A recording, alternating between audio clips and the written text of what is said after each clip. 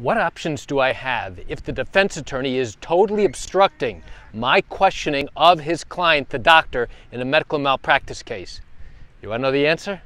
Come join me on this walk on the beach as I share with you the answer to that question. Hi, I'm Gerry Oginski. I'm a New York medical malpractice and personal injury attorney. Okay, so here's the scenario. You sued your doctor claiming that he was careless and caused you significant harm and injury. The doctor denies all of your allegations. During the course of your lawsuit, I will have an opportunity to question your doctor in a procedure or a process known as a deposition. It's also called an examination before trial. It's really nothing more than a question and answer session that in pre-COVID times would take place in the attorney's office in his conference room. And now there would be a court stenographer there to record all of my questions and all of the doctor's answers. During COVID times, we do this on video. Now, you should know something really important. The answers that the doctor gives in response to my questions represents his sworn testimony, and that carries the same exact weight as if he is testifying at trial in front of a judge and in front of a jury. Okay, so now this type of deposition is extremely important, but you should know something else. There are many instances where I will ask a question, and the doctor's attorney, the defense lawyer, will object. He might object because I did not phrase the question properly. He might object because I'm asking about something that he thinks I shouldn't be asking about. There could be any number of reasons why the doctor's attorney is not allowing the doctor to answer the question based upon how I asked the question or about the topic. What happens, though, if the defense attorney repeatedly tells the doctor not to answer my question? If he repeatedly objects to my questions that I am asking, what options do I have as the attorney who represents the injured patient now in this setting where there's no judge there, there's no jury there, we're not in court, and now this defense attorney is objecting to almost every single question that I ask? Do I have any options? What can I do? What can I do to protect my client's rights and get answers from this doctor whom we have sued? I'll tell you what my options are. The first option is to make a record of every single objection that's going on.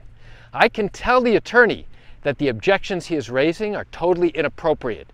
I can tell him and argue with him on a legal basis that he has no legal grounds in which to make these objections, and certainly no legal basis upon which to tell the doctor he cannot answer or should not answer my question. Okay, you're thinking, so what? So what if I make a record? So what if the court reporter records all that information and records the fact that the attorneys are arguing and fighting verbally? What happens then? Well, what are my options then? My options then are to remind the attorney that he is not permitted to obstruct the deposition. In fact, the doctor is required to answer virtually all of my questions that I'm asking, even though it may not bear directly on the key facts of the case. I'm permitted to ask the doctor questions about his opinions as a medical expert because the law in New York tells us that the doctor is considered to be a medical expert, even though he may not be, but the law allows him to testify as if he is, which means I can ask him opinion questions. I can ask him what the standard of care was in treating a patient with this particular problem, and the doctor will be required to answer those questions. There are certain limited instances where the attorney is well within his right, the defense lawyer, to tell the doctor not to answer my question. For example, if I say, "Doctor, when was the last time you beat your wife?" Now, that's a ridiculous question, right? That's true. That is a palpably improper question that should not be answered.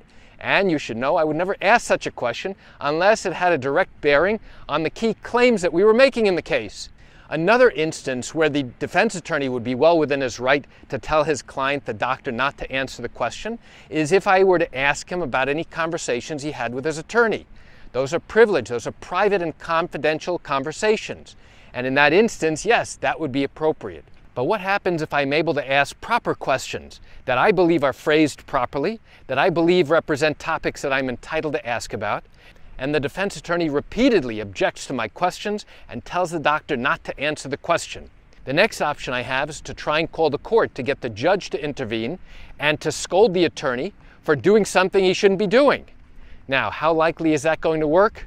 Well, I'll tell you, during COVID times, it's not going to work very well, because most of the time the judges do not like to answer these questions. They don't like to get involved in these disputes unless they absolutely have to. And the other dilemma is that the judge is at a disadvantage. The judge does not know all the details and the specifics of what went on for hours during the course of the deposition leading up to this telephone call. The judge doesn't know the specifics of what the claim is about or exactly what the defenses are. So now the attorneys have to try and argue on the phone of exactly what the issues are, and now each side has to be given an opportunity to speak to the judge on the phone in order to make their case. The problem with that argument is that the judge is at a real disadvantage. So now what do I do then? What I do then is continue on. I continue asking questions. And now if the attorney continues to object over and over and over again, fine, at least it's now on the record. At least I know that when I have finished questioning this doctor, I will go ahead and obtain the transcript, and then I will ask the court to formally, in writing, go ahead and sanction the attorney for his conduct during the deposition.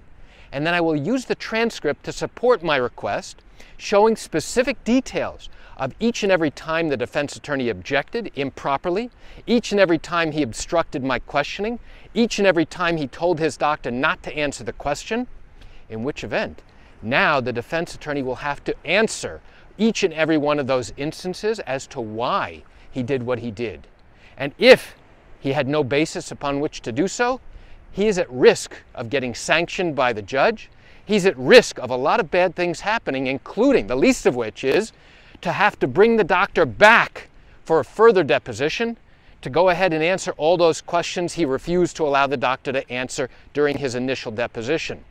So there are many options available to me as the attorney when the defense lawyer goes ahead and repeatedly objects, when he repeatedly obstructs my asking proper questions during the course of a deposition in a medical malpractice case. So another question you might be asking is, does this really happen? The answer is yes, it does happen.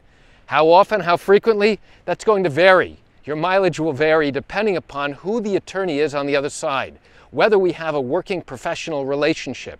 And if we do, it is unlikely to happen as often or as frequently as working with an attorney we have never worked with before. So why do I share this great information with you? I share it with you because my wife is picking seashells down the beach, and I had a few minutes to share this great information to explain and help you understand how these types of cases work. You know, I recognize that you likely have questions or concerns about your own matter. Well, if your matter did happen in New York, and you are thinking about bringing a lawsuit but haven't done so yet because you still have questions that need to be answered, what I invite you to do is pick up the phone and call me. You know I answer questions like yours every single day, and I'd love to chat with you. You can reach me at 516-487-8207 or by email at Gerry, Gerry, at Oginski-law.com. That's it for today's video. I'm Gerry Oginski. Have a wonderful day.